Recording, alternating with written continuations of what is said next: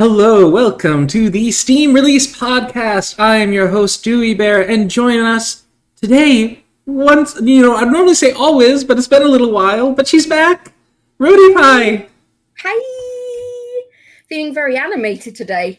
Yes, Roadypie Chan came back, so she came back a bit more 2D than normal. But yeah, you had a bit too much of an adventure. But yeah, I'm glad that you're able to sit up and you're feeling not all better, but somewhat better now. I would say all in one piece, but no, a few bits of me and in a couple of pieces. But that's okay. It's all right. I'm all right. I'm okay about it. Always a party with Rhodey. So, I guess without further ado, we can just hop into what have y'all been playing. Hopefully that recovering time has given you some time to get some games done. Oh my god, you would think, but like sitting at my desk hurts. So I was like, I'll play Cozy Grove for a bit. Okay, no, I'm gonna retreat to my bed. But I did finish Tiny Robots Recharged. I started and finished it, and it is I would say it's a fun game, but every puzzle can be finished in like a minute and a half, but there are about 50 puzzles. But so yeah, you've got to find the batteries to keep your little robot dude keep them charged up, and then you've got to complete the scene to get to the next scene. Basically, It has all these little things that you have to find, and you've got to put things together, and it will give you like 3 stars if you complete it within a certain amount of time each scene. And so that means there's a little bit of replay value for those who really want to like get all the stars.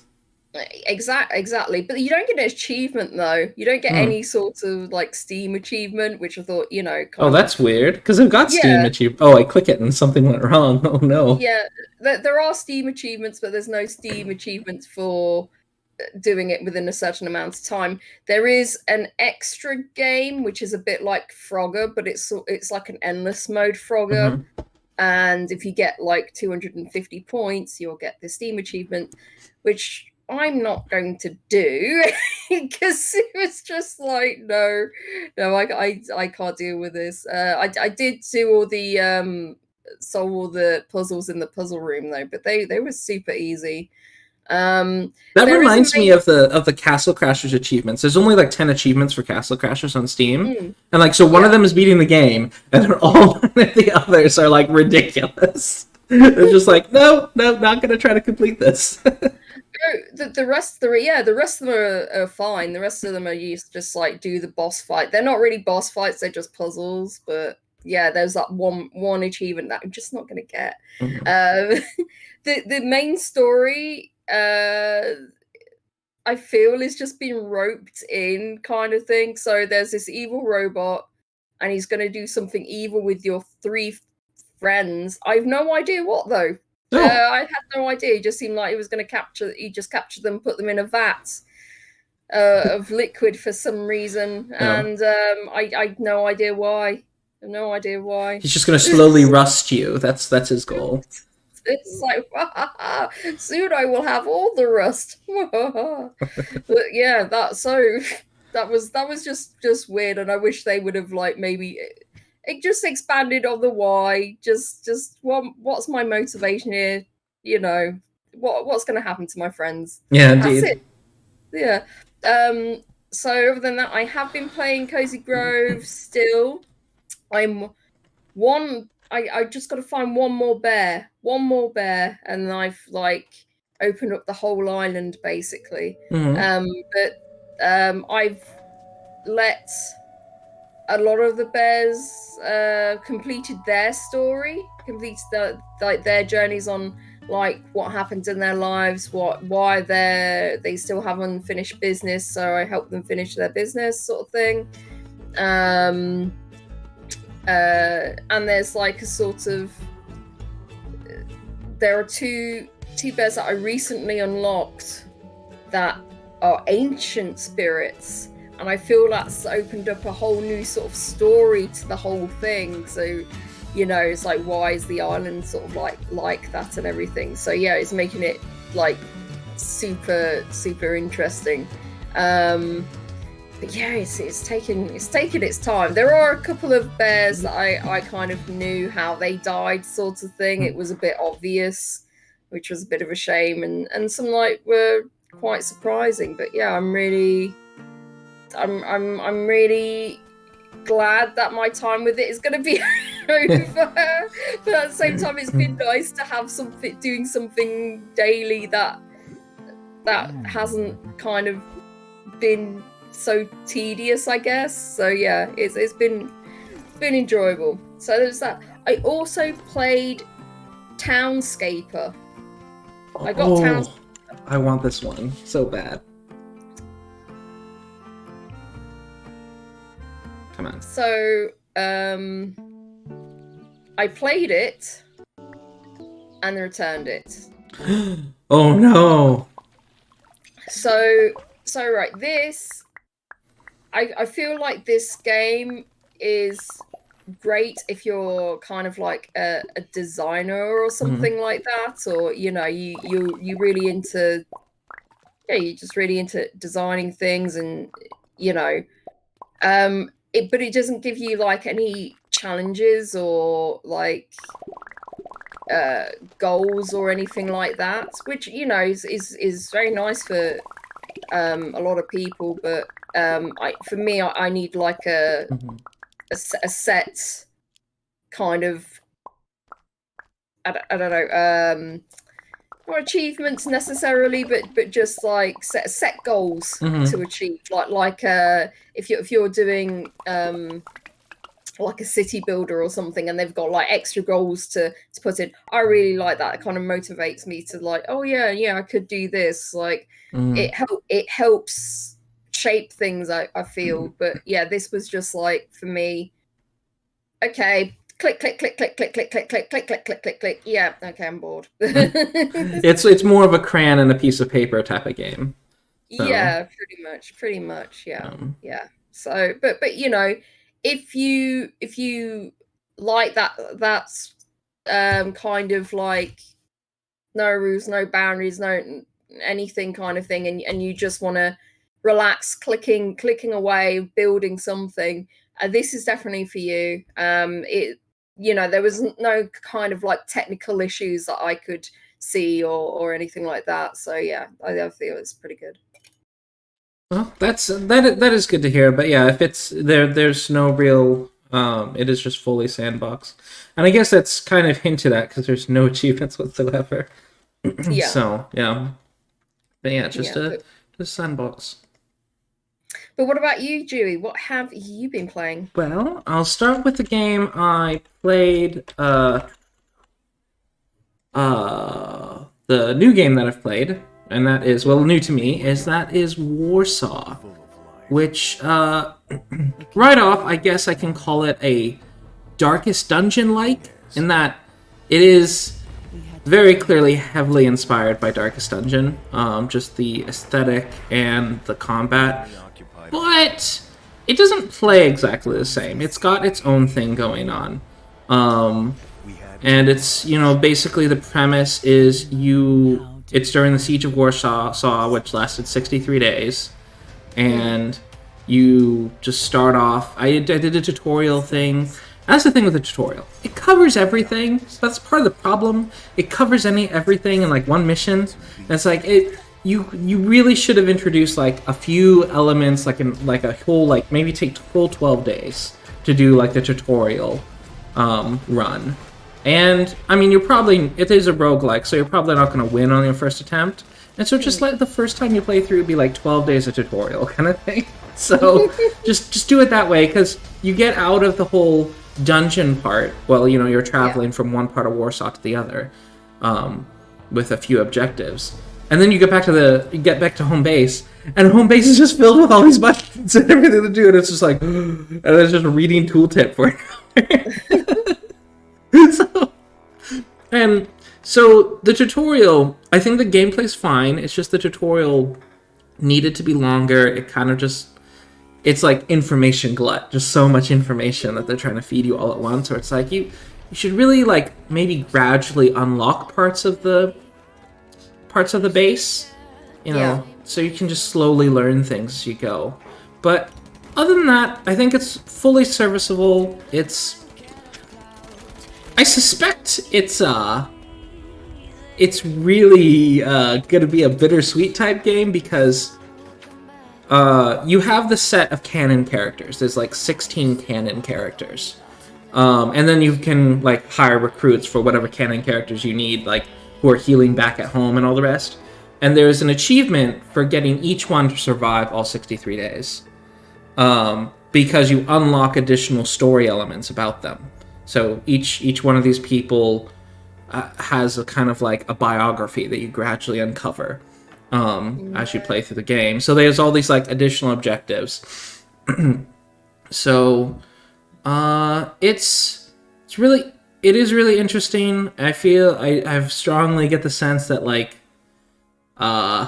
there's not a happy ending, considering if you know what historically happened with the Siege of Warsaw. So, and each day it shows the population of Warsaw. And it just keeps counting down as you go through it, and it's you have all the different sections of Warsaw that are, because for those who don't know, that is of course the premise of the game. Warsaw, the Polish government in exile, like sent a message to everyone, all their like agents in Warsaw, like, hey, start a rebellion, because at this time they were within the Wirewalk, so they're within. I forget the German term, but they're within Germany's control, full control during the time. So they're completely surrounded by German forces, and it's such a brutal setting, and it kind of takes that where Darkest Dungeon does this sort of cosmic horror. This kind of does this like really this historical horror, and just leaves you just, ooh, that was heavy. But yeah, the art's nice. I am looking forward to trying my first few runs and seeing how far I can get. And if it just doesn't feel quite as polished as Darkest Dungeon, which is I think why it only has 75% positive, whereas I think Darkest Dungeon's like 90 or something. Yeah, it does look great though. It does look great. Yep, it does look great. I love how very human it is. You have all the different characters you have together. They have a mix of backgrounds that some of them aren't very good people that you're working with, but it's all like, it's just kind of every character is very complex. Yeah. So I do like that. And I am mildly suspicious that some of these people might be real, so I'm somewhat suspicious of that, but or at least heavily based off a real person. So that's Warsaw. So far, I recommend, but I will say go into it not expecting Darkest Dungeon, because it is a bit different. So, all right, which may be to its credit. Next up, I've been playing this game for a long time, and that is Crosscode. I'm now up to Chapter 8, which I think is getting towards the end of the game. And there's an event that happened in the game that completely changed the context of the game. So you finally know who the main character is. Well, the character you've been playing as, you've not really known, and then you know. And it's just, now it's a very existential type story, which I don't want to spoil, but it's it's a thing, and then there's like a romantic subplot that I didn't expect. I guess it makes sense now because I kept seeing because on the Steam page they show fan art, and I'd seen some fan art of like a certain couple. I was like, wait, that doesn't make any sense. They haven't even talked. and then it's like, oh, Chapter 7, and I'm super invested in it. It's like, I need them to be happy. So, yeah, I don't know how many more hours I have left. I think it's only like 2 more or 3 more chapters. But, I just want the main character to be happy. I just want Leah to be happy, that's all. Oh my word. It's a kind of like happy-go-lucky MMO type game is now just like, oh, that's really sad. That's really, really sad. Ugh. But incredible. So the entire content, I was like, Crosscode, yeah, it's a 7 or 8. If you make it this far in the game, you're probably gonna view Crosscode as a 9 or a 10. So okay, it's just super well paced because it's very open world, so you can kind of just run around and do side quests and stuff, just like an MMO. But there's a point, I think it's like chapter 6 or 7, where it just narrows down and it's just plot for like 5 hours. And then it opens up again, thankfully. But, so good. So that is what I played, and I'm very, very, very happy where it's going. So I'm... Oh, further about this, the developer had a little news post down here. So it's been 3 years since Crosscode had its full release. The developer's been working on this for 10 years, and this is their final patch. They brought in, like, each of the consoles that it's been released on had some exclusive quests, and he's brought all of those quests to PC now. And just kind of did some updates, and of course he's announced that the new project that he's been working on for the last couple of years as well, he's going to be just focusing on that. It is Project Terra, at least that's the working name for it. And yeah, he's moving on, and that also makes me very happy because I know that now if I finish this game and finish all the content he's added over the few years, it's done. It's the whole chapter's closed, and that's really reassuring knowing that like everything's done. But 10 years, that's incredible. But yeah. But then again, you know, that's it shows that you know that the fact that you are enjoying it as well, and with the patches as well that are coming out, and they've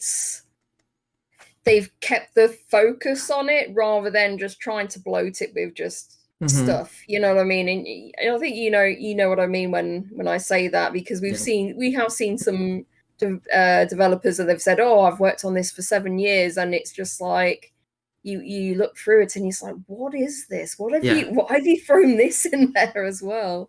So yeah, it's good. It's good what they've done. I put this developer on kind of Ravenquick. Oh yeah. Oh yes, Ravenquick. Hello, welcome aboard. But yeah, I put this guy on the same level as the developer for Stardew Valley. Like they're both up there. They spend a whole chunk of their life on a project. And this guy's not quite the game's not sold nearly as well as Stardew Valley. Stardew Valley's obscene, but it's done well. He now has a team. And the next game, like he straight up just develops the next game on YouTube. So he streams on YouTube when they're developing stuff, not including spoilers. It's like him making animation and stuff. But and it looks great. You see where he has the DNA from Crosscode, and then he's just kind of upgrading it to the next level. And it's so cool looking. I'm really excited, but I'm also like, I hope it's not going to be a 7, because if it's a 7-year development cycle for this new game, it's going to be like 4 more years.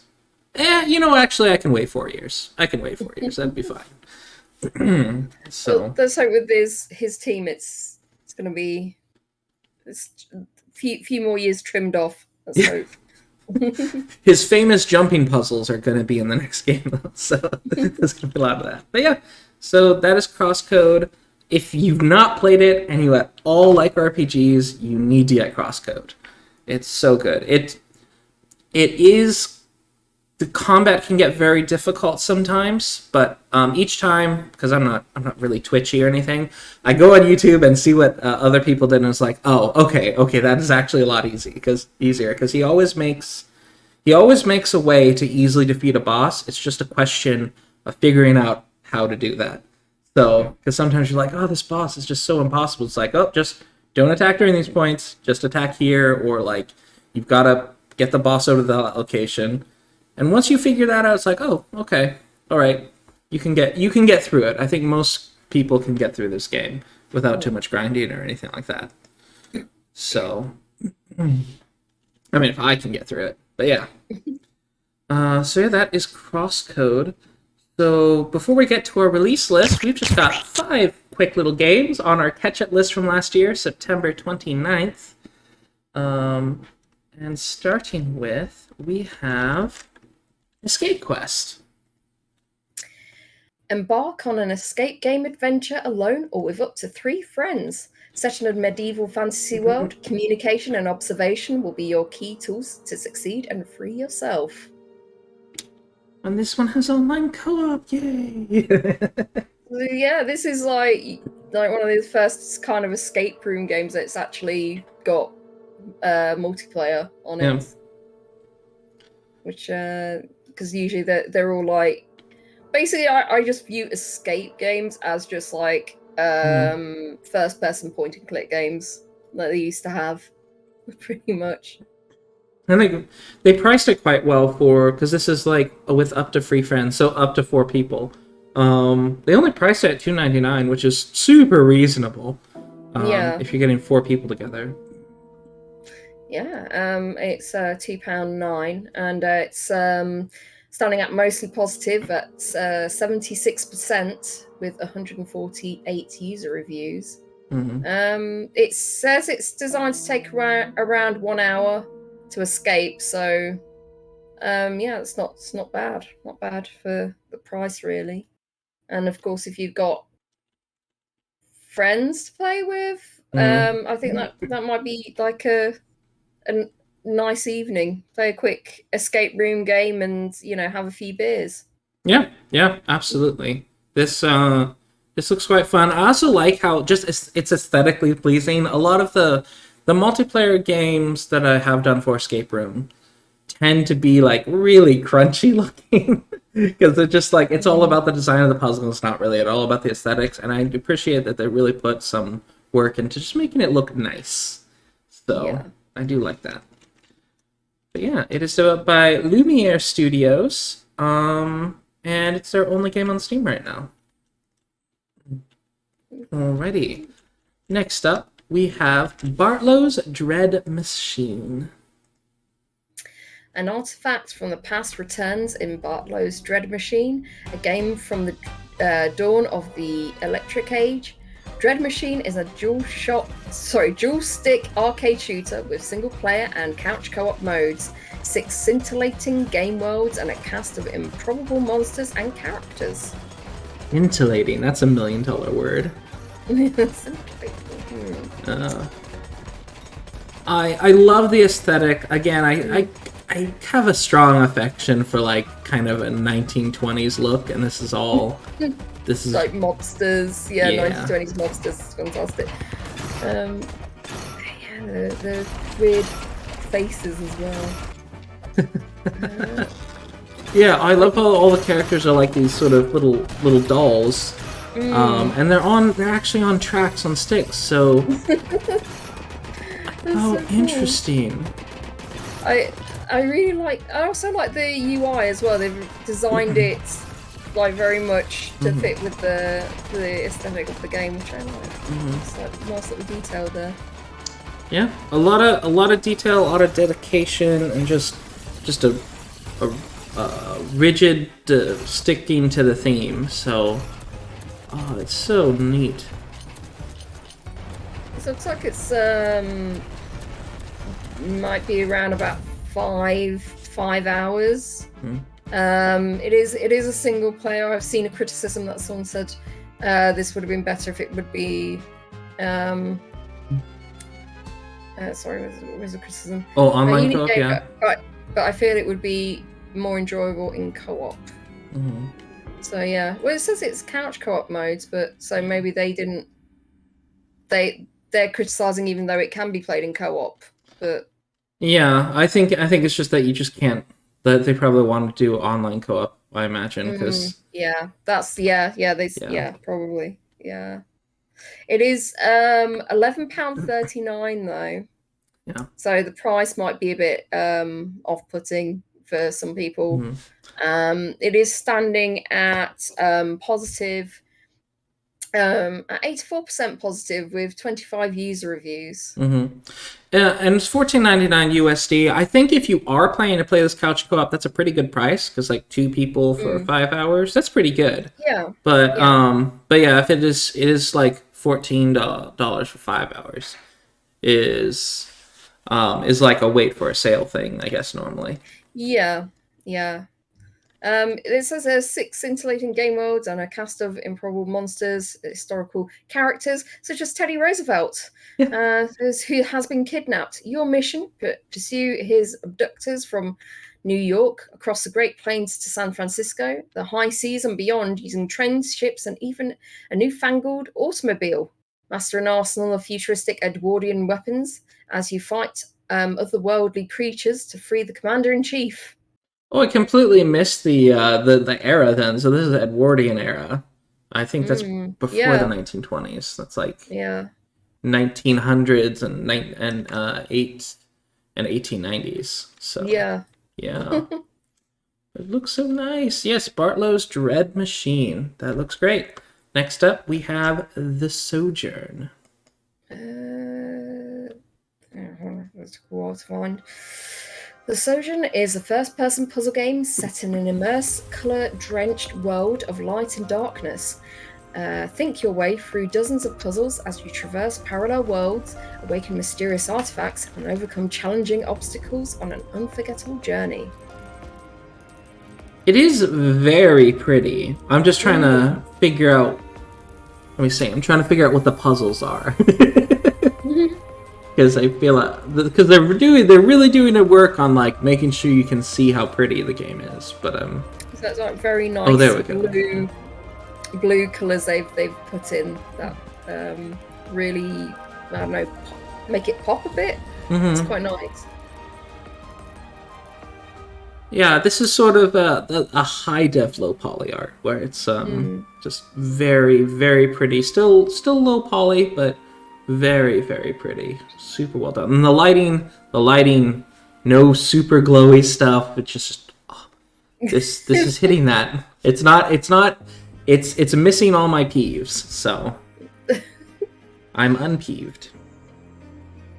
I have to say though, I've seen a lot of games like this. You know what I mean? There's like these sort of like these puzzle games and you're going through these kind of like abandoned landscapes and everything, and maybe there's a little bit of platforming to do, and you know, but yeah, you have to solve the puzzles and click the right thing, and so yeah, that's I've seen quite a few of those. But I'm hoping, this there's something a little bit different in this one. Maybe if you like those first-person puzzle games, maybe this one is ticking all the right points for you or the right marks for you.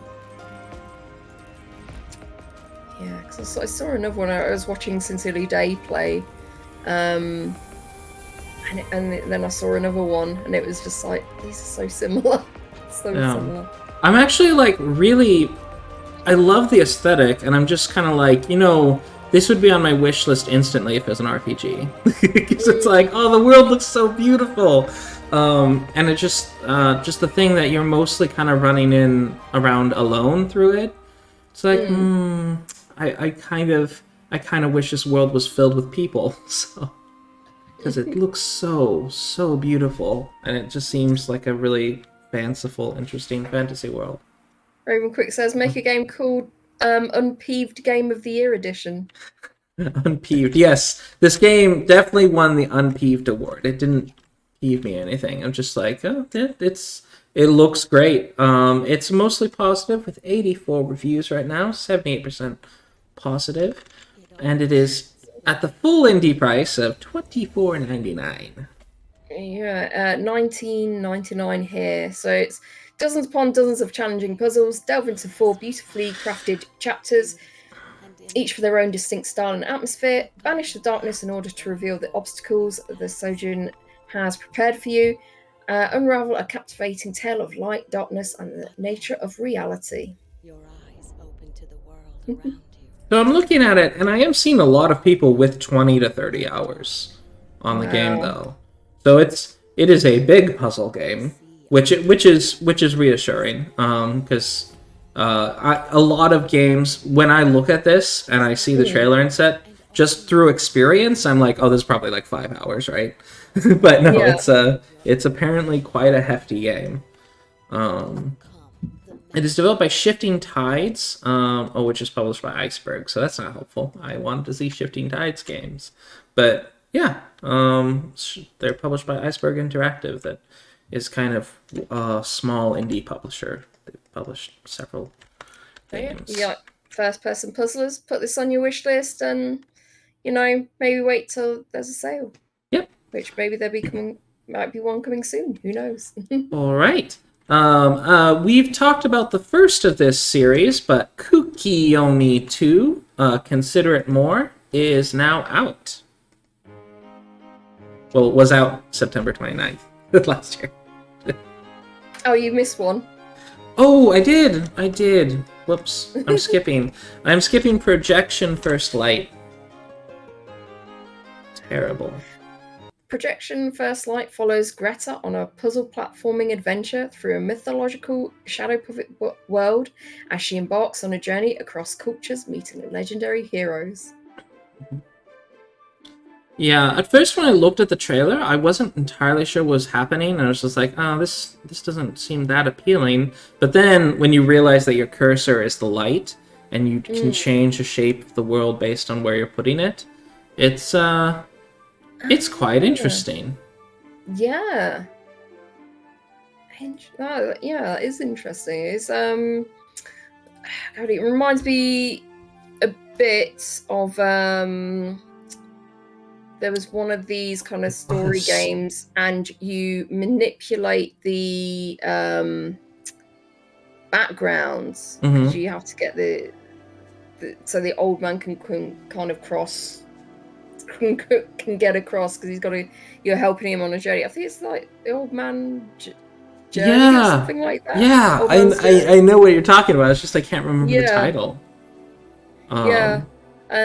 So it kind of reminds me of that, but you're using light instead. So interesting. But this is developed by Shadowplay Studios, which is published by Blowfish Games. And yeah, so it all takes me to Blowfish Games. But Blowfish is a pretty large publisher, and but it's 80% positive with 10 user reviews, and it's $15.99. I don't know, how long is it? How long is it though?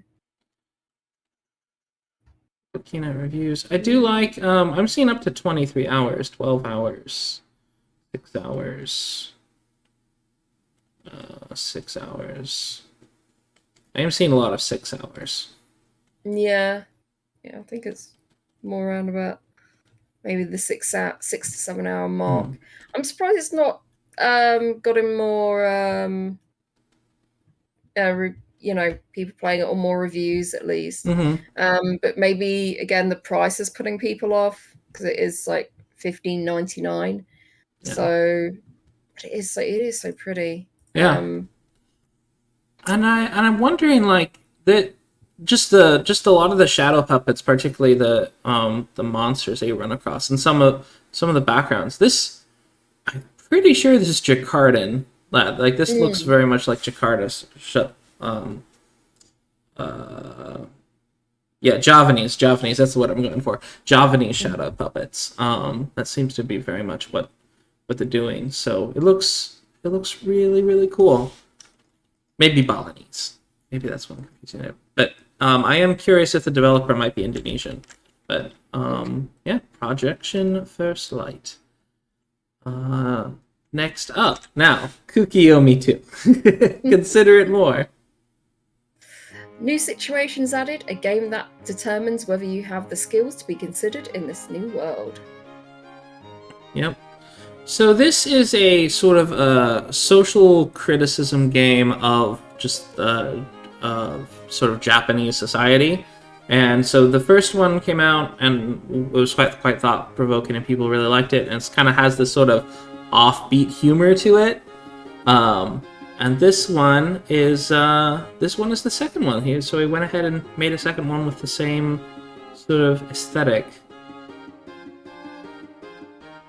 and you kind of see so the premise of at least the first game, and I wonder if it continues here, is that a lot of it's like, oh, you got to decide whether you're going to do what's expected of you, or whether you're just going to go like, you know what, I'm gonna go off and do my own thing, or it's all about choosing whether you want to be independent or not.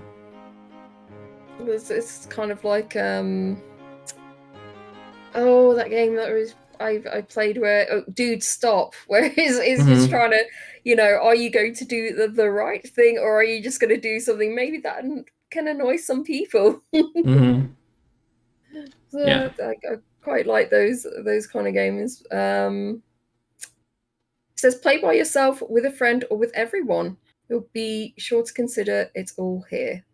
So yeah, it's all about trying to figure out what's the most considerate, or perhaps inconsiderate thing to do in a given scenario. So it is only $3.99, and there is a third episode out already. And it's standing at 86% positive with 50 user reviews. Yeah, I think that's... Maybe this is also in our catch-up for later, but yeah, KUUKIYOMI 3. Oh, wow. These just keep swimming out. And they're only $5 each, or you can get them all together for $12.72. So, save a little bit of money. But yeah, it looks... He's keeping with his theme, and it's good to see that further episodes continue coming out. And here's the thing, like, when he made the first one, there was no real need to go further, because I think KUUKIYOMI, it was just... It didn't imply that they would be a series, but there is now. So, yeah. But that closes up our catch-up list. And onward to our hidden gems. So Rody and I went and dug through the release list so that you don't have to, and found the really promising games, the cream of the crop. And among those is the game D-Corp. If I can copy and paste it. Yeah, I was struggling to copy and paste this one, so I just typed it in. D-Corp is a couch co-op tower defense for up to 4 players. Manage tasks such as turret maintenance and harvesting natural resources while being under continuous attack by alien cacti. So this looks super fun and hectic, and I like that it is not competitive. It's all about the sort of co-op tower defense. This is a good positive game to be like, we're all working together. And it doesn't, and it also seems to have a bit less of that, because in Overcooked, that's the first game that I'm kind of thinking of, in like the game Overcooked, it's really easy to get in each other's way, and this one doesn't seem to be about that. It's all about, okay, everyone man their stations, and we'll just work together a common goal. Yeah. No, I really like the way it looks. It's really nice bright colours, very easy to distinguish things going on, considering how hectic it is. I really like it. Yeah. I do. Oh, sorry. Go ahead. Sorry. No, I'm surprised it hasn't been picked up more, because there are only 13 user reviews, but it's standing at 100% positive. I think I know why it is only couch co-op. So it doesn't have an online form. I feel like this would be a perfect game for an online multiplayer. But it's only couch co-op. So that can be a little bit of a rough sell. But it does look really nice. Particularly now. Yep. Unless you're lucky enough to have a ton of people in the same house. Which, I've got someone to play co-op with me, but he hasn't, because he's playing RuneScape. So, I'm gonna have to bring the hammer down. Like, dude. I think what you're gonna have to do is you're gonna have to offer them some tasty bribes. Yes, probably.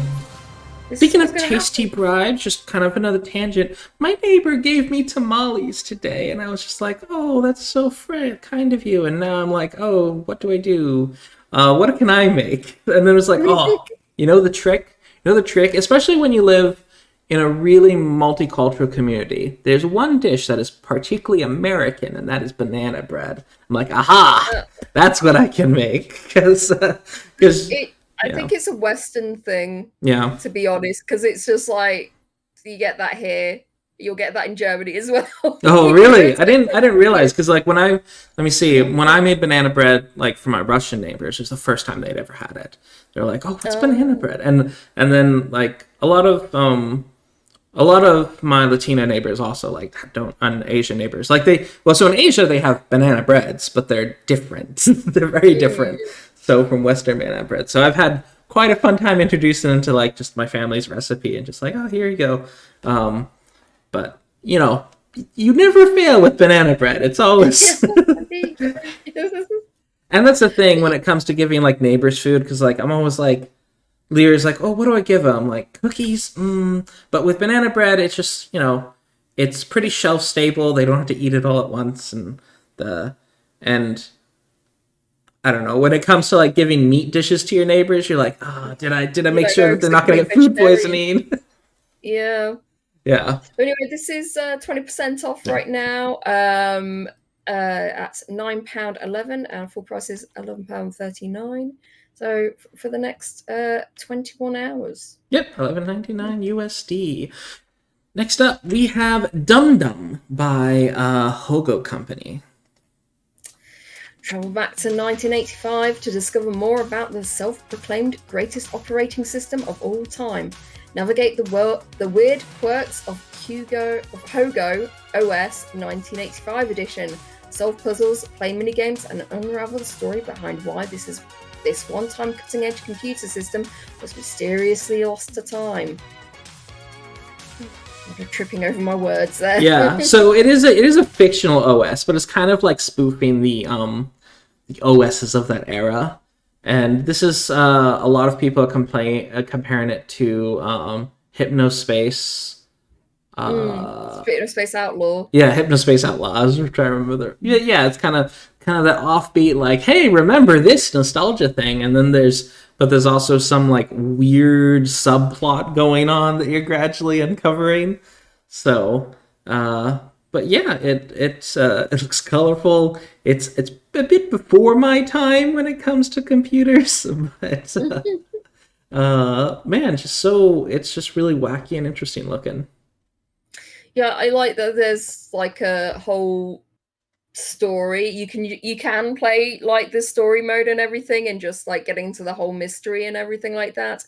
Or you can just play the mini games to your heart's content. So I love it. It's got that option to do that if you wish. So yeah, this was in early access, but now it's got its full release.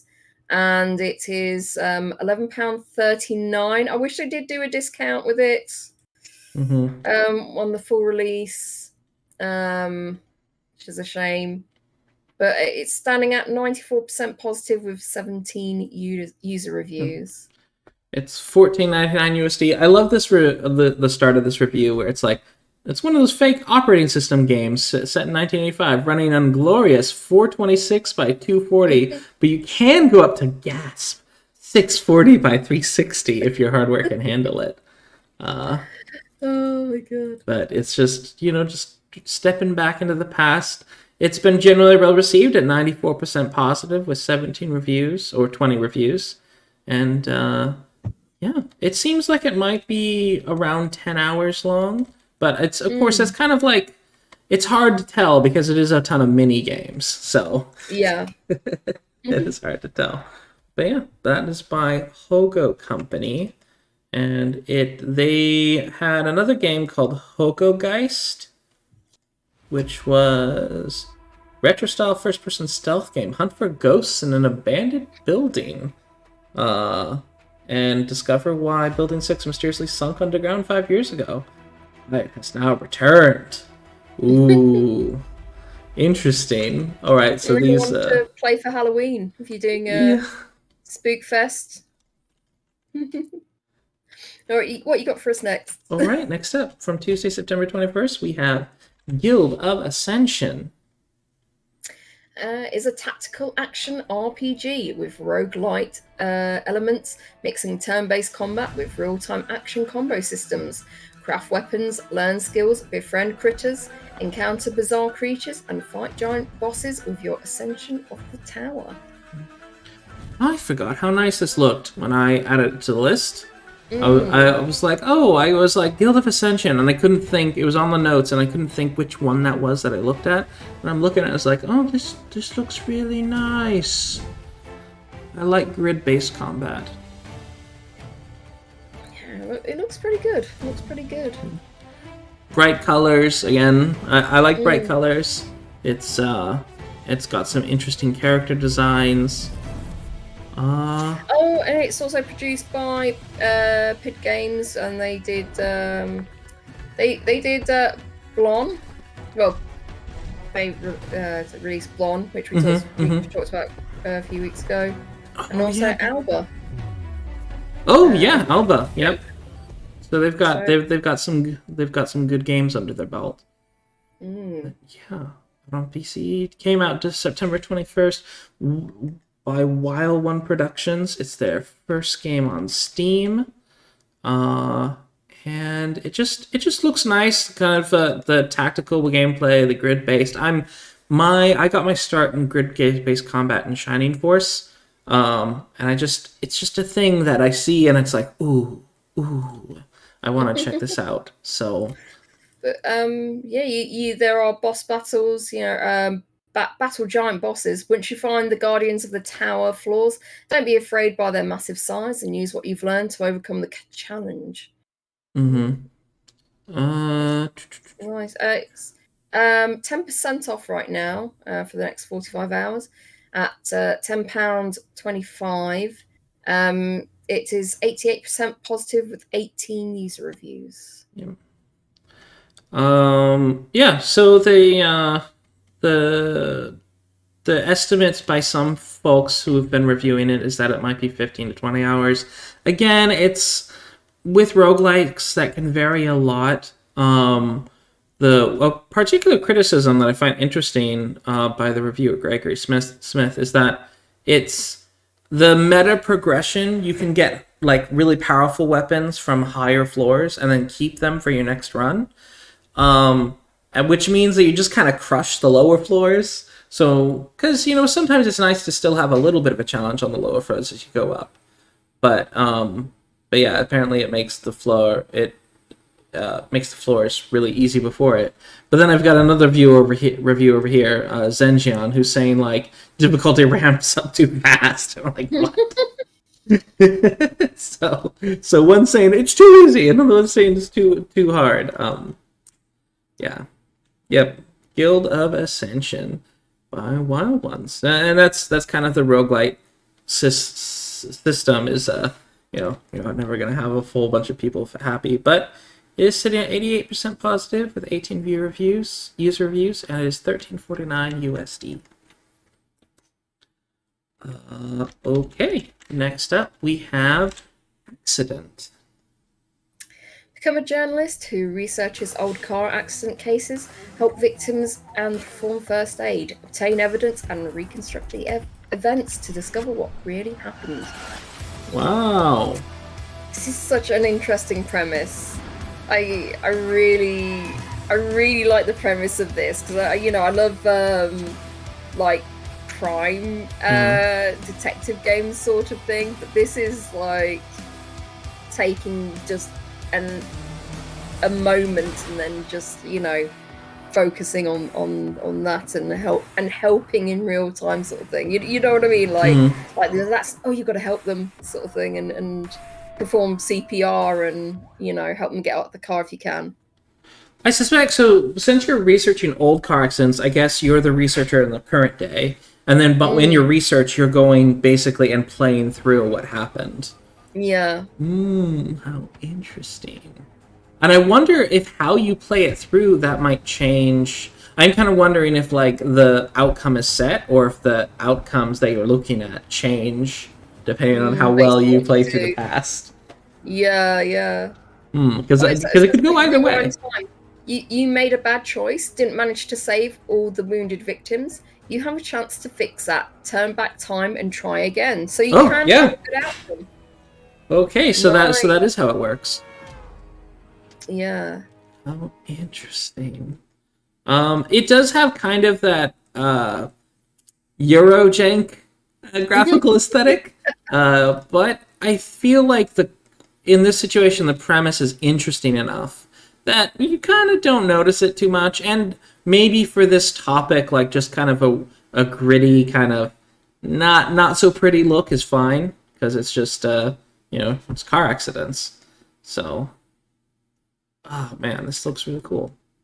Yeah. Oh, it's 30% off right now for the next 45 hours at £7.97. It's overall, it's standing out mostly positive at 78% with 657 user reviews. Recently, 77% positive with 62 user reviews. Mm-hmm. So yeah, it's been getting lots of reviews. It's seemed to have sold pretty well. Yeah, it's 10 hours. But so one of the negative reviews is I paid $10 for this, which averages about $5 an hour upon finishing the game. A lot of that time was padded with poorly implemented. So they're saying it's only about 2 hours long. Wow. Another review, a volunteer rescuer and street medic here. I'd like to say that this game is very accurate and extremely useful in training as real accident response presentation. Thank you very much. Wow. Oh, nice. So, and of course another review, great idea with mediocre realization. So, and that's a positive review. So it seems that overall there's a good core here. It's just a little bit on the small side. But that is really interesting. There does seem to be quite a few car accidents featured. So I'm like, if he did that in 2 hours, if the reviewer did that in 2 hours, I'm like, that's that's pretty fast, because I kind of take my time and look around when I'm doing these kind of puzzle type games. So, yeah, Accident. It's spelled by Duality Games, who also made Plain Accident, Barn Finders. Oh, we talked about Barn Finders. Yes. Well, actually, Plain Accidents is coming out soon. It's not out yet. Oh, interesting. Okay. Oh yeah, because it was like try out for free. Accident. Yeah, it looks really neat. So these guys do seem to kind of focus on this type of game. Very cool. But yeah, Accident by Duality Games. Next up is If on a Winter Night for Travelers.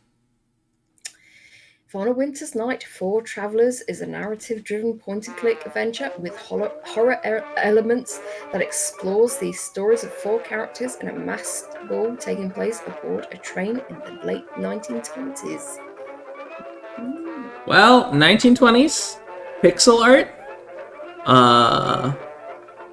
Yeah, that's got me curious. It's like a horror narrative though, but with point and click horror is a little less of a thing for me. It's like, okay, maybe I can do it. it's very sort of, there's sort of creepy, sort of atmospheric I always find with kind of like the point and click horror genre, you know, instead of like, maybe there's a couple of jump scares, but maybe not so much. But yeah, I played, was it The Last Door or something, or I watched someone play it. Oh yeah, the cliffhangers will always be like really like really just horror. It's just so the creepiest things ever. Oh, it's so good, so good. And this looks amazing. This looks this looks right up my street. You're investigating and you're exploring all these stories. Yeah, I'm very, very curious about this. This is definitely one going on the wish list, and it's free. It's completely free, but you can pay £2.89 for a supporters pack. And there are only 2 devs. Laura Hunt did the coding, writing, music, and sound design, and Thomas Mooring did art, animations, and cutscenes. Wow. That's really impressive. And the supporters pack, I guess it comes with some, some additional like behind the scenes stuff. Yeah. It looks like it's around 2 hours. 2 hours and 20 minutes, round about that. I've seen a lot of people with that clocking in that time, maybe 2 to 3 hours. So yeah, it's then people were saying, "How is this free?" Yeah. And the pixel art is amazing. It's some of the best pixel art I've seen. It is very, very nice. It's standing at 96% positive with 192 user reviews. The art style reminds me a lot of Backbone, actually. They're using a lot of the similar techniques. So, it looks so nice. Oh my word. So good. So yeah, I might have to check this out. It's free, so I feel like I'm kind of obligated. So, this looks so cool. All right, next up we have, and if you wish to support them, you can. The supporters pack costs $3.99. So if you get it and you just love it and you want to make sure that devs can, put some food on the table, you can go ahead and do that. Next up, Chessplosion. Chessplosion is an arcade action puzzle game where you can drop chess piece-shaped bombs to create chain reactions and trap opponents. Defeat enemies and bosses in adventure mode, break targets with limited bombs in puzzle mode, dodge explosions in survival mode, or fight friends and AI in battle mode. It's so interesting. It's really... So, there's a lot of chess games on Steam, but this was the first time they're like, oh, chess, but it's Bomberman. Yeah. So, you know what? That's a good idea. And it just looks super cute. They've got some nice just kind of cozy looking art going on. And the animations are just really smooth. I like it. I suck at Bomberman. I really do. I do too.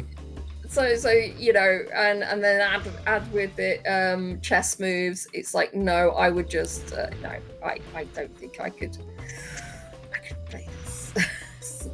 But it is standing at 100% positive with 37 user reviews. Yeah, Bomberman is not my type of game, but I know some folks that are absolutely obsessed with it. And this seems like a good game for Bomberman / chess enthusiasts. It's £9.29. The developer is CT Matthews, so I believe it is a solo dev. And fight through 8 bosses and over 90 stages in adventure mode. And then there's solve over 100 target-breaking puzzles in puzzle mode. And then there's 10 stages of explosion dodging challenges in survival mode. And then battle your friends in 12 different arenas in battle mode with up to 4 players in online and local multiplayer. See? Online multiplayer. A solo dev did it. I mean, maybe he contracted someone, but online multiplayer. It looks great. It's like, they can do it. Why can't other devs do it as well? Come on. Yep. Come on, online multiplayer. Get it done. Also, this is how you take a game that has limited scope and make sure that it has a decent amount of content, because that's 4 game modes. There's no lack of content in this game, and it's only $11.99 USD. What you got for us next? Next up is Sheltered 2. A brutal survival management simulator set in a post-apocalyptic wasteland. Keep your faction of survivors alive, maintain your shelter, and scavenge the ravaged world for resources. Befriend and trade with the factions you meet or conquer them by force. We talked... Let me see. No, we didn't talk about Sheltered 1, but I do remember seeing Sheltered 1. And it is very aesthetically different. Sheltered 1 is kind of... sort of pixel art. It's kind of 2D and lower def. and very positive. Where Shelter 2 goes more 3D and has not been as well received. No, it's currently standing at mixed with 48%, but it has 620 user reviews. And what's the main criticisms? Oh, it's really buggy. That's not good. Yeah. Especially for a game like this, that's going to have a lot of,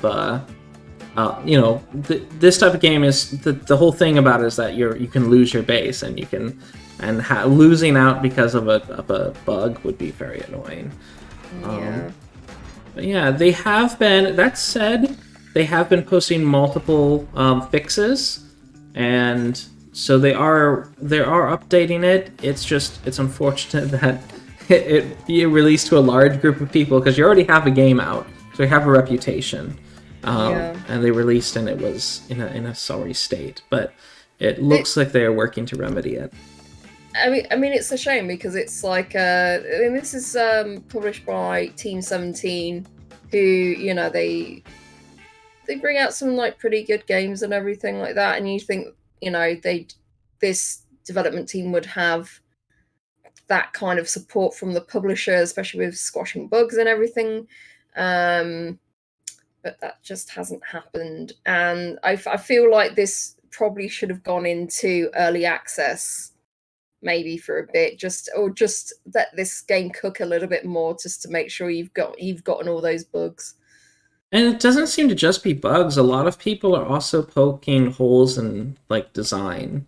They're just saying that there's an entirely different logic. There's like a different logic to this game than the previous game. So that's a shame. Such a shame. There's 10% off right now at £14.39, and that's till October 5th. Yep. And it is developed by Unicube and published by Team 17. And yeah, it's $17.99 USD. Next up, Get in the Car, Loser. A lesbian road trip RPG by the co-creator of Lady Killer in a Bind, about fighting for love and justice in the face of indifference. Inspired by choice-driven visual novels and a battle system influenced by classic and modern JRPGs, will you stand and fight in the face of evil? All right, yeah. So this is so I actually had a bit of trouble finding it because there's the complete edition, but the base game is free. All right, so. Yeah, the bundle, the complete edition seems like more of a supporters pack. Yeah, because you get the soundtrack, and you also get a Battle of the Big Boardwalk. So yeah. Oh, okay, so the free version's not incomplete then. Okay, that's good, because that was like my first I'm not sure. Maybe you should say it was a demo, but it's not. Okay, it's a full game. But I really like the developer, like what they've done previously. I really like Analog A Hate Story, although I couldn't complete it because I kept messing up because basically you're on a timer where the ships, because you go onto like a generational ship, and everyone's dead inside, and you've got to find out what happened to them, and so you're investigating that, and of course you've got to check the power levels and everything while you're doing this story, investigating this story, and I just I couldn't get it fixed at one point, and it was a mess. And Lady Killer in a Bind is a pretty good visual novel as well. It's supposed to be it's not suitable for work, but it wasn't too much, if you know what I mean. It wasn't it's really interesting story. So I'm really interested in what this developer has done for this story. Right, yeah. And and of course we said the base game is free, and if you want to support the developer, they have the extended packs. And the mature content description is just that it contains coarse language in this one. It is standing at 80% positive with 82 user reviews. There's a positive review, and it just says gay. I think that was the point. Thursday. All right, next up, Thursday, September 23rd, we have The Signal State. Set in a post-apocalyptic future, The Signal State puts your logic skills to the test with complex puzzles inspired by modular synthesizers. Repair machines, rebuild an abandoned farm, and be part of a revolution that will change the fate of agriculture once and for all. Ooh, okay. All right, that went different places than I expected. All right, so it's modular synthesizers, repair machines. So yeah, it's like you have to hook the machines up in a certain way. For a farm, okay. But also save the farm. So it's a Stardew Valley plus like a Zachtronics game, I guess. All right then. So this It reminds me of mini games in hidden objects. In hidden object games where you have to connect the right leads to each machine sort of thing. They'll have those in like nearly every single hidden object game mini game. But this is like expanded it even more, make it look even more complicated. So we have a term for the genre apparently. Like there's a review, really cool Zach-like game. So like apparently there's like programming-esque games or like logic games. They're now being called Zach-likes by some people because of Zachtronics and all of his games. That's so funny. Zach-like.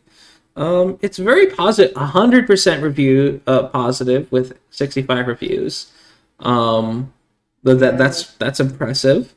And I suppose it's it's also probably likely that it's really positive because you look at this game and they're very honest about it. So only people who are like, I might be interested in this are picking it up.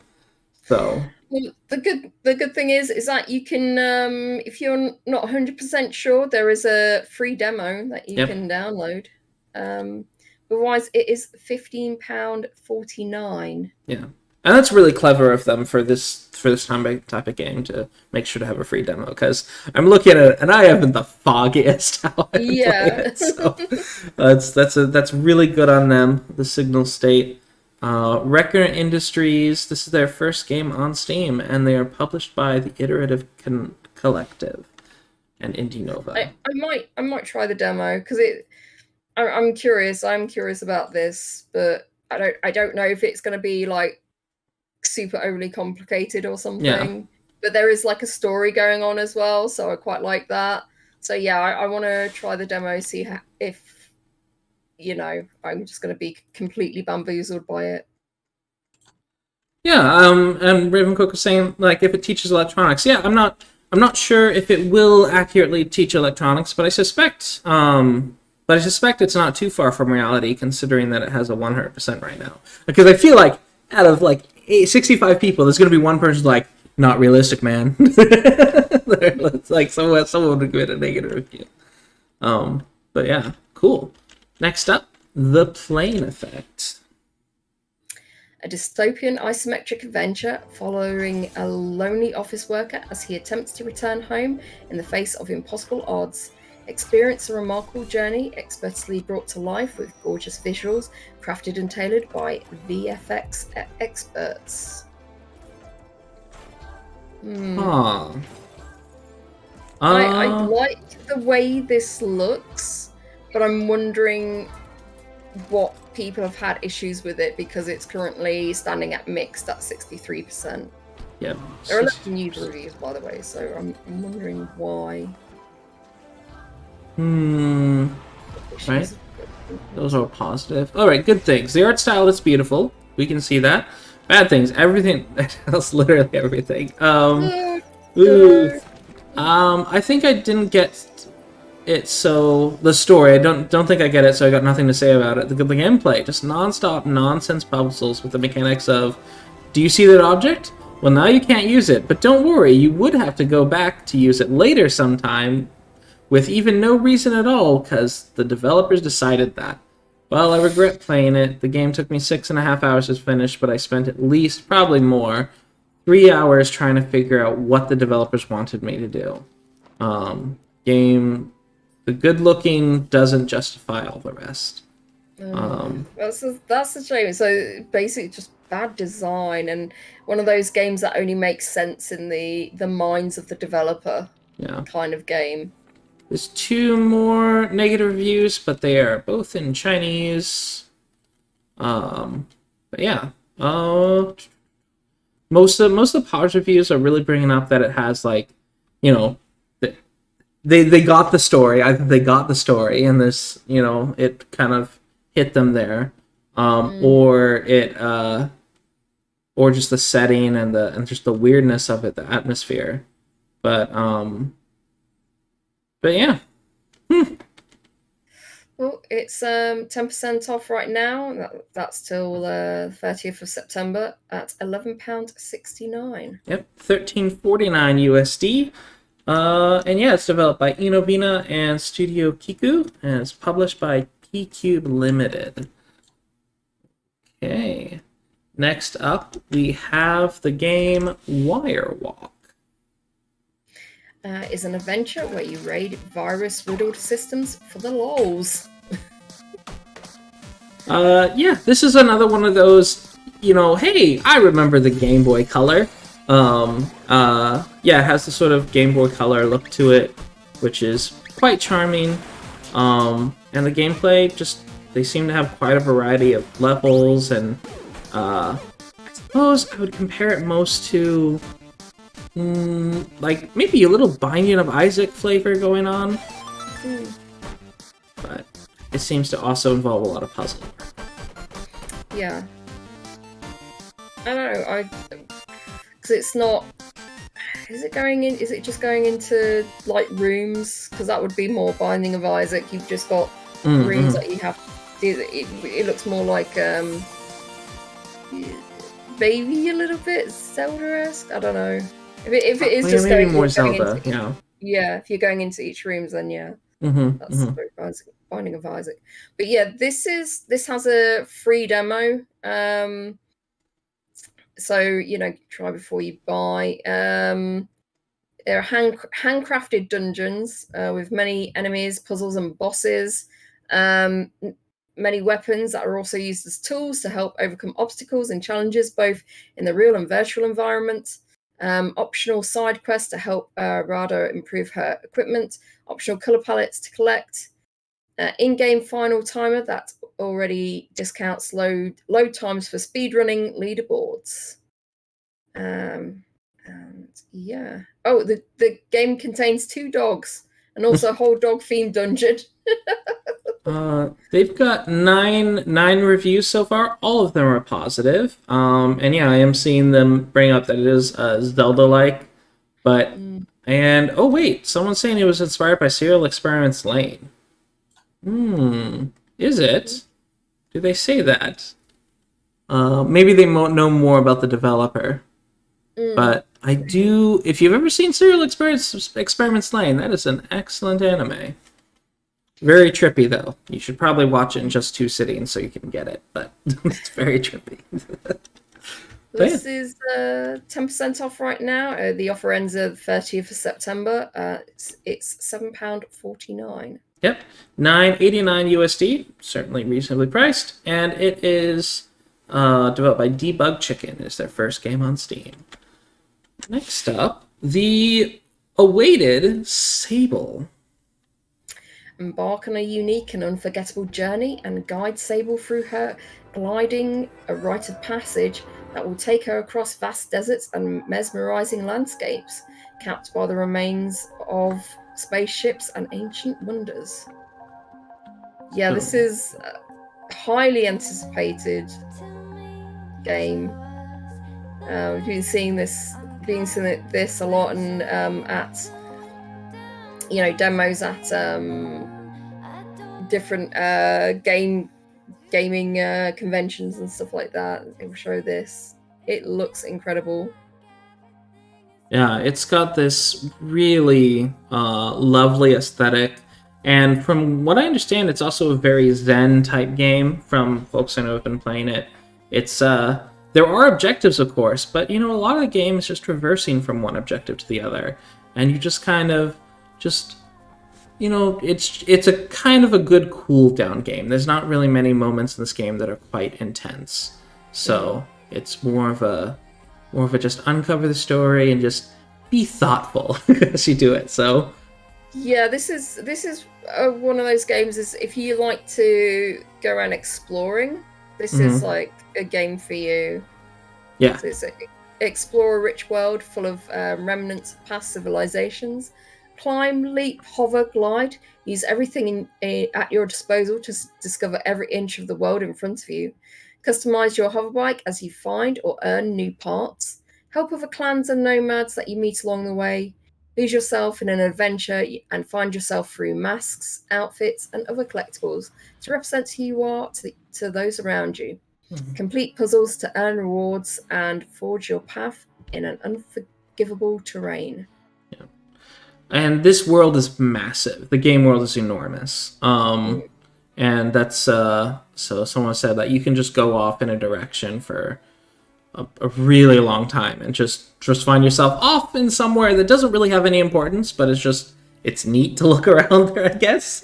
It's just completely side stuff. So you can go completely off the beaten path and then like, oh yeah, what was I doing? It's a huge game. Very impressive. It is 82% positive right now with 253 reviews, and is going for that triple I cost of $24.99. Yeah, it's £19.99, and this has been published by Raw Fury, which is they do excellent point and click games as well. So there's been some technical issues I'm seeing. But there's been some comparison to Breath of the Wild. All right, and so yeah, it's mostly what I'm seeing is there's some complaints about polish, but it is very positive at 82%. So Godless View says, I stumbled across Sable randomly because someone compared it to Death Stranding. Okay. You know what? From what I've heard from reviews and other people who have played it, I could definitely understand that comparison because it is kind of about, just you're going on tasks. It's not some big quest or anything. It is a coming of age story, but it's not some big quest thing. You're just kind of living in this world, and that's pretty similar to Death Stranding, honestly. So, but yeah. That is Sable by Shedworks, which, by the way, is developed by 2 devs. This game, 2 developers. Wow. So, which I know that's just like, what? This isn't like a 20-person. No, it's 2 devs. I was very surprised when I found out about that. But yeah, next up we have Citystate 2. Build the cities of a new nation and bring about your vision of the ideal society. Citystate 2 is a modern city builder featuring political customization and realistic economics with a focus on macro management. This, of course, is the second in the series, developed by Andy Sztark. Yeah, I think it's Andy Sztark. The previous Citystate currently has a mixed review of recent reviews, but overall 74% positive. It looks the previous one looks like a bit more like SimCity 2000, and this one is more updated graphics. Yeah, this one's 3D. It's got 111 reviews and a 72% positive, so slightly less positive, but in the same ballpark. So, looks really interesting. Yeah, I do like city builders, but there's something about this I'm not really taken with, kind of thing. I don't think it looks as maybe not as dynamic as City Skylines. Maybe, I don't know. It just doesn't. Yeah, something about it just doesn't quite appeal to me. And this is also apparently more about macro management, people still, like, you might build the roads and stuff, but people still build their own houses, and there's just kind of it doesn't seem to be entirely all stuff that you do, but there's so easy to play, hard to master. There's riots, fire, plane crashes, organized crime, slums and urban decay, bankruptcy that you have to worry about. And there's 51 policies offering a total of 204 distinct options to choose from, representing all sides of the political spectrum. So policy creator to edit and enact custom laws, religion, birth rate, and political affiliation. So there's all sorts of things you can do with it. So yeah. So it's £19.99. Yeah. $24.99, and yeah, it looks for those looking for a city builder, it seems quite interesting. Citystate 2. Next up, we have Embr. EMBR. Fight fires for fun and profits in this unpredictable and frantic multiplayer game. Team up with friends, take on daily challenges, and climb to the top of the corporate firefighting ladder. More than one way to become a hero. Like the way you talk to the corporate firefighting. That is an interesting premise. But yeah, it looks so wacky and colorful. And this does have online co-op, so that's neat.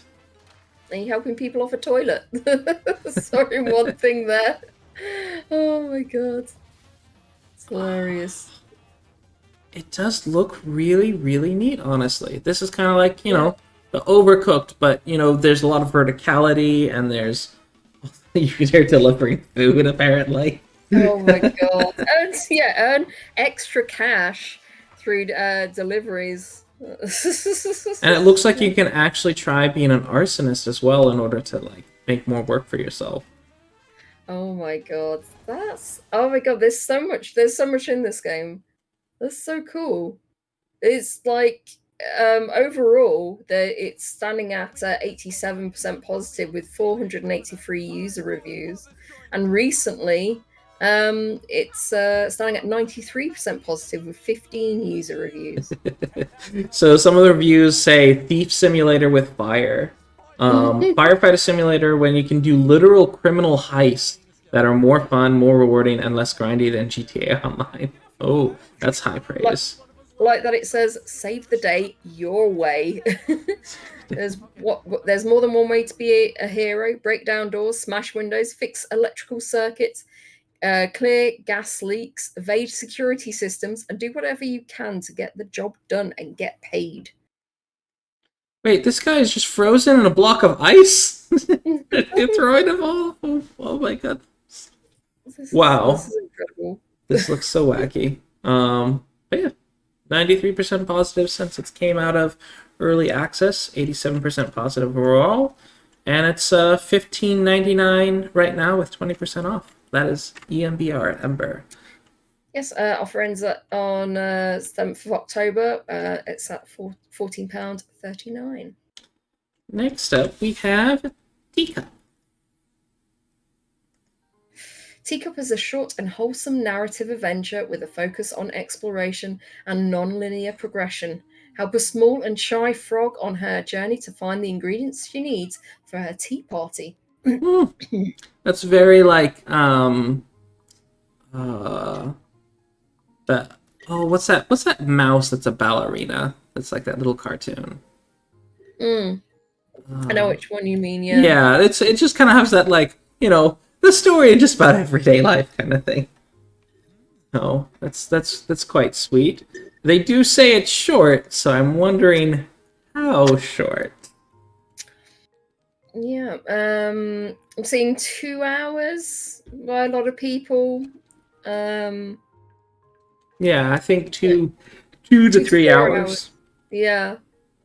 And it's standing at 90% positive with 20 user reviews.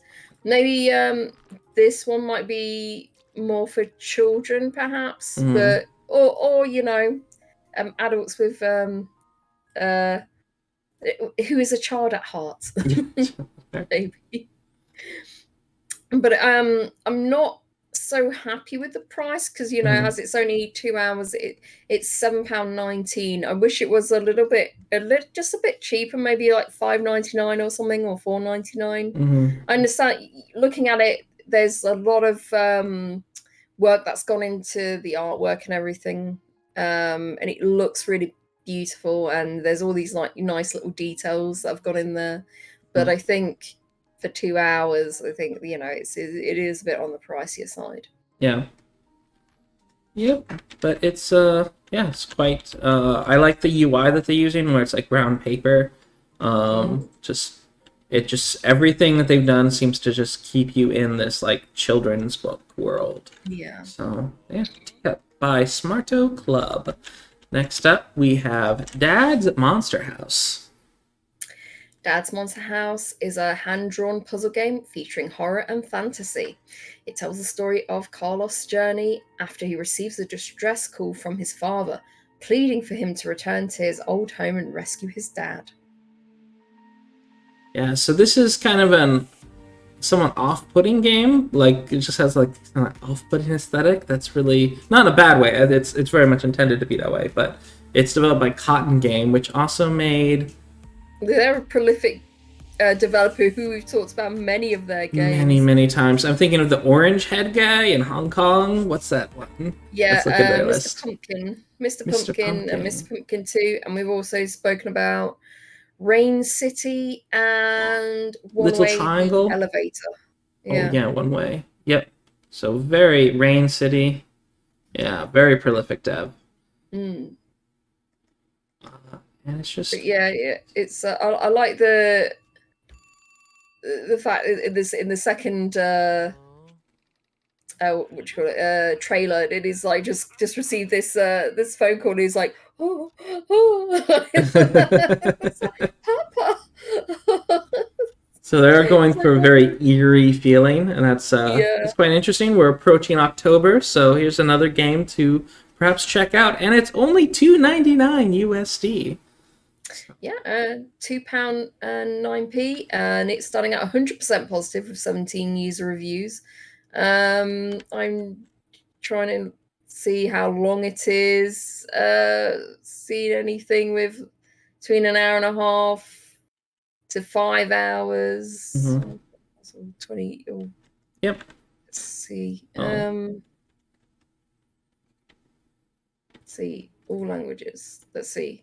Yeah, I've seen 4 hours, 3 hours. So yeah, there's various times. We don't have like a full average yet of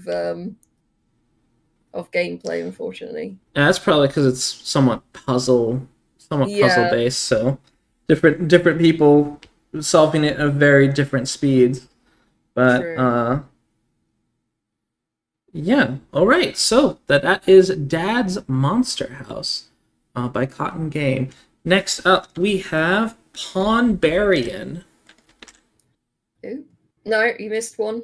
No, I did. Oh, that's right. I did. Dagon by H.P. Lovecraft. Face unspeakable horrors, succumb to madness. Welcome to free demonic narrative experience inspired by H.P. Lovecraft. Really, you say? I can, have a have my Cthulhu horror.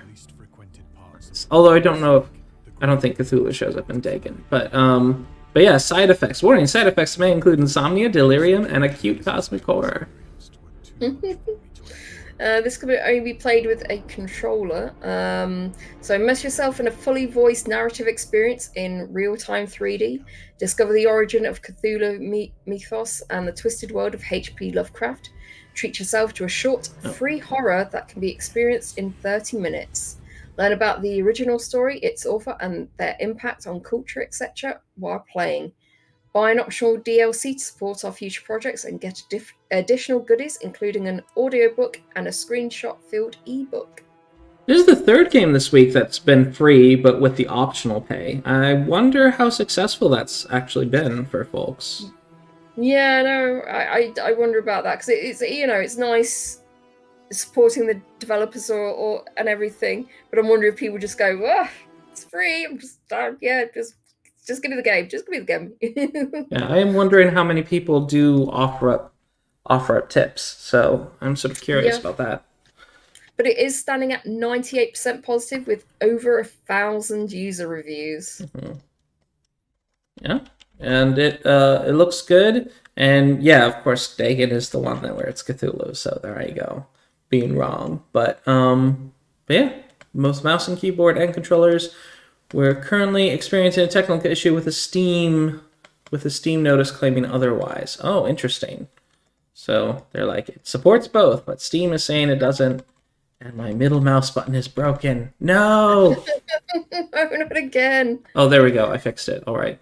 Sometimes Steam just like breaks it for me. But anyhow, Dagon looks quite good, especially for free. Next up, we have Ponbarian. Use your wits and a deck of chess pieces to conquer dungeons full of cunning monsters. So our second chess game of the week. Yeah, so this is kind of has an interesting. It's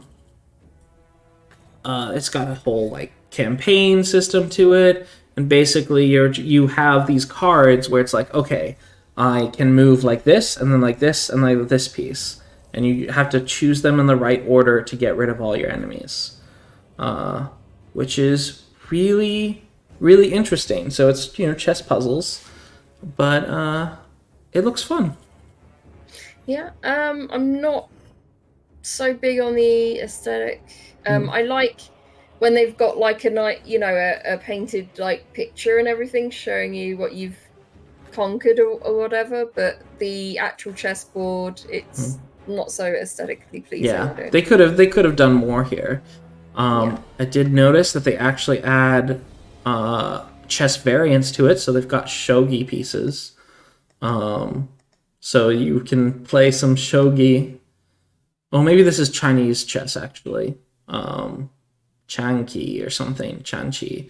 So you can do some different interesting chess rules. How fascinating. Right.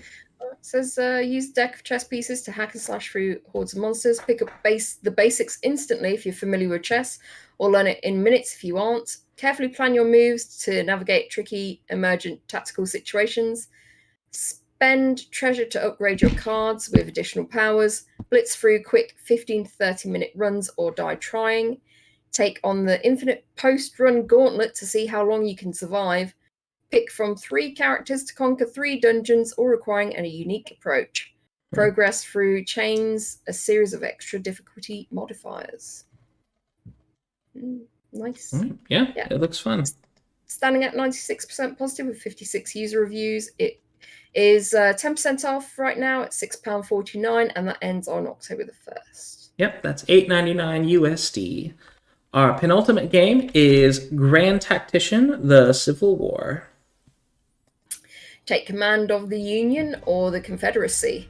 Prepare your nation for war. Recruit and organize great armies and fleets under legendary commanders like Grant, Lee, Jackson, or Farragut. Plan cunning maneuvers on an epic campaign map and defeat your enemies in real-time battles.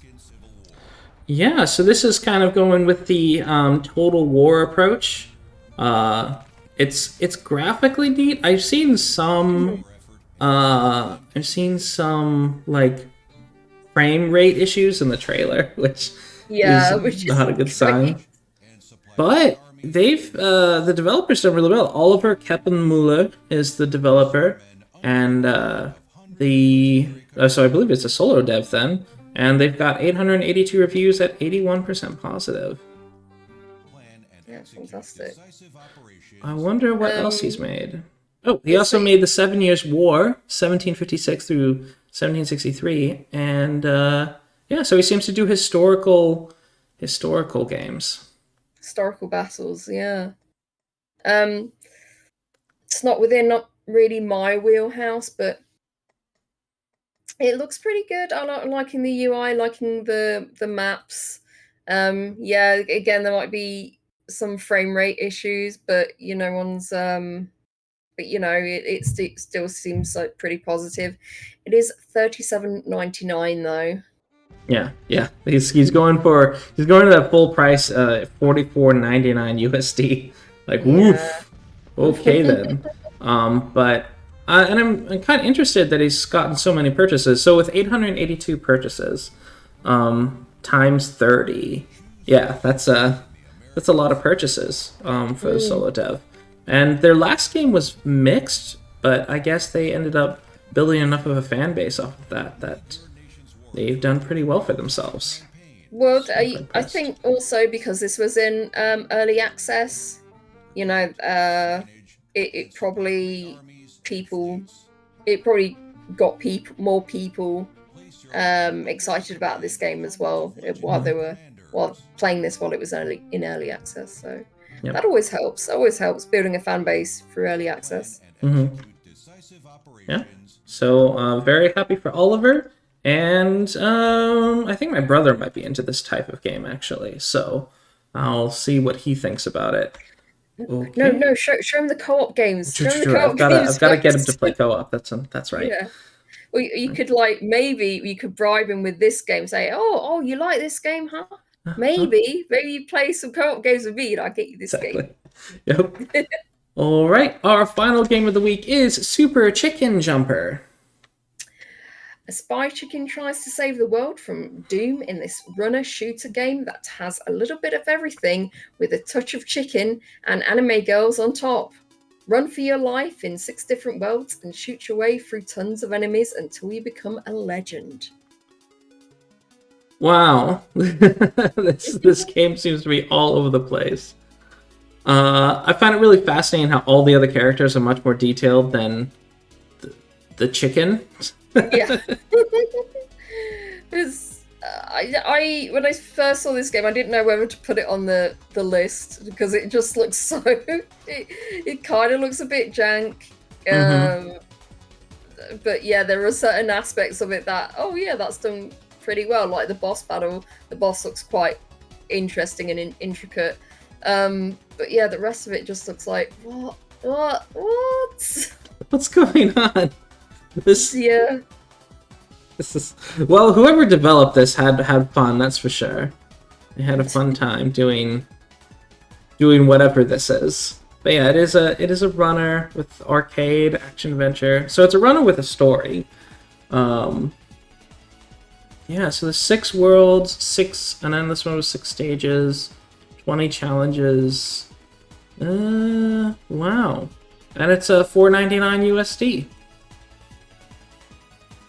Yeah, it's $3.99, so yeah, it's fairly cheap, and there are it's standing up very positive, 98% positive with 224 user reviews. That is incredible. That is like, this is one of the reasons I put it on the list, because I was like, wow, there's so many people like this game. Are we old? Are we out of touch? No, it's the children who are wrong. Oh my god. My word. Oh my god. Ooh, and she said, I'll make sure she gets no lasagnas this week. Ooh, now I want lasagna. Ooh. Oh my god. What punishment. What punishment. Yes. But yeah, it's developed by Sewer Cat, and it's their first game on Steam. So and Heavy Sheep, which have done one of the games that I have.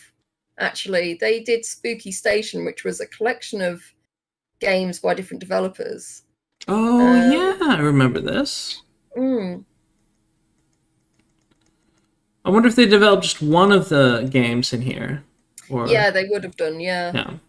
Because they're all by different developers, and they're all like separate games, so yeah. We're coming back up on Halloween, so it's going to be starting October 1st. It is only going to be half of the games on this list are going to be horror games, so yeah. That's coming up.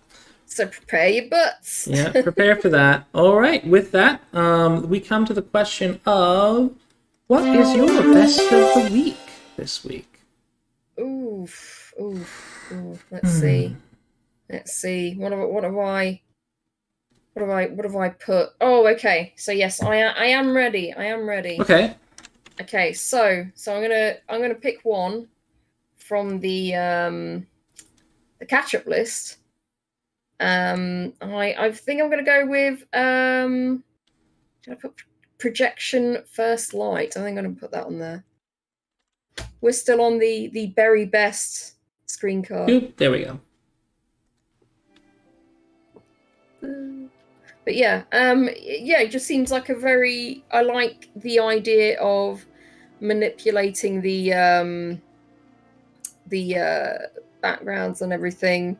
I'm curious is if it's very platformy, or you move it so you don't have to do all the jumping, which I would prefer. Mm-hmm.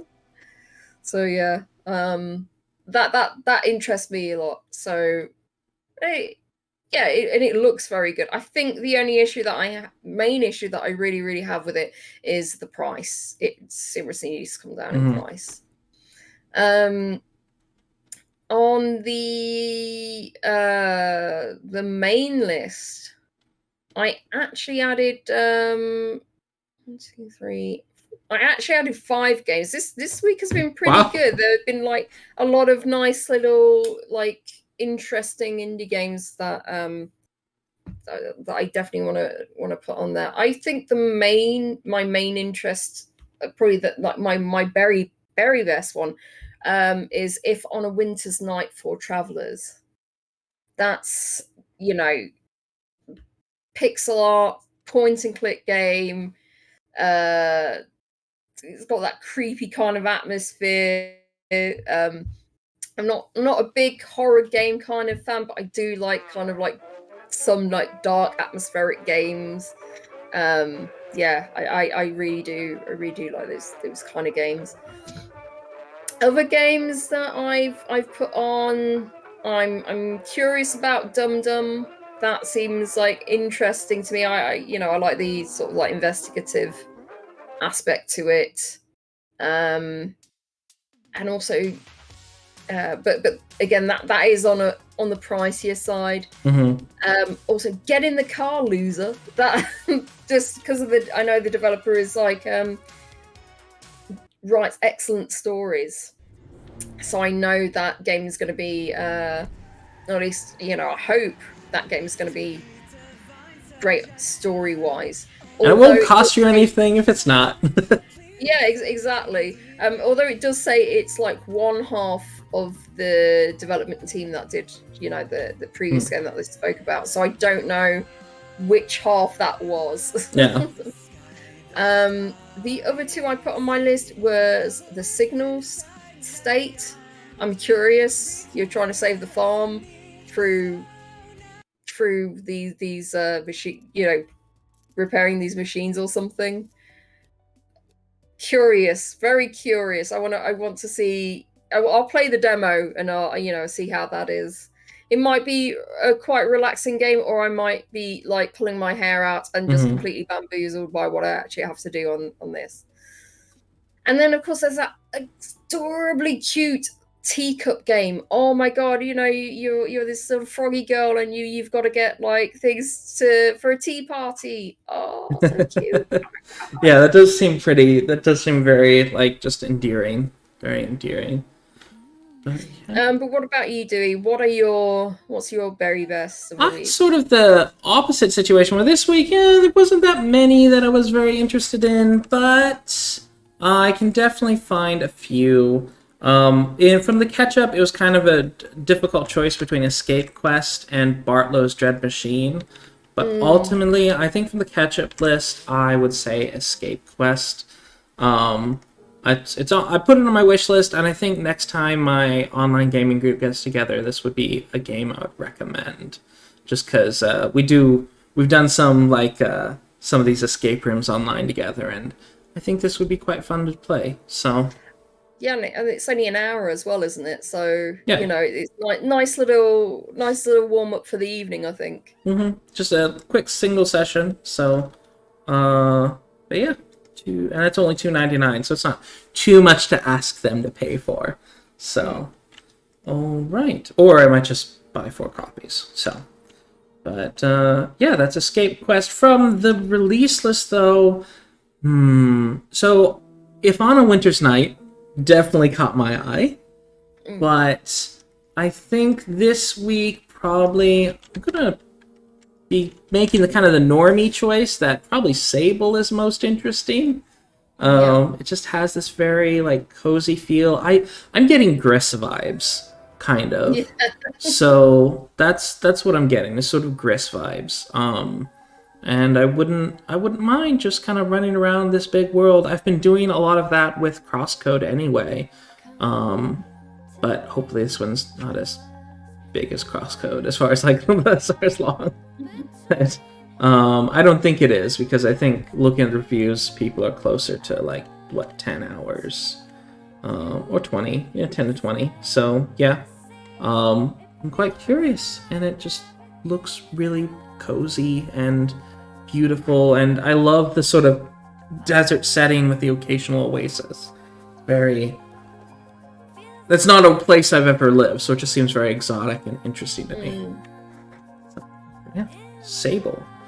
And with that is our choices of the week. And I guess before we sign off, Rody, let us know what your plans are. If you're going to be doing any streams, or if you just have to keep healing. Yeah, I think it depends. I think it depends how I feel, really. Just I'm going to be taking it easy for the next 6 weeks. I can't really do much. They said I could go out and about, but I'm just going to be taking it easy for the next 6 weeks. But I'll certainly be on the Steam Release podcast here. I'm going to try do a different filter every week, I think, a different lens. so this week anime, next week, we'll have to see. Yeah, that's just because, like, it's with having, you just can't move all your supplies around and get yourself ready. Exactly. And stuff. Yeah. I could get like Mr. Bear to get all this stuff, but it's like, oh no, I don't want that color. Go, there's nothing in there. The other pink. No, he's not necessarily what's that called? This person who is assist, like with getting actors ready. There's a term for that. Makeup artist. Oh yeah, makeup, but a costumier or something like that. Oh, okay.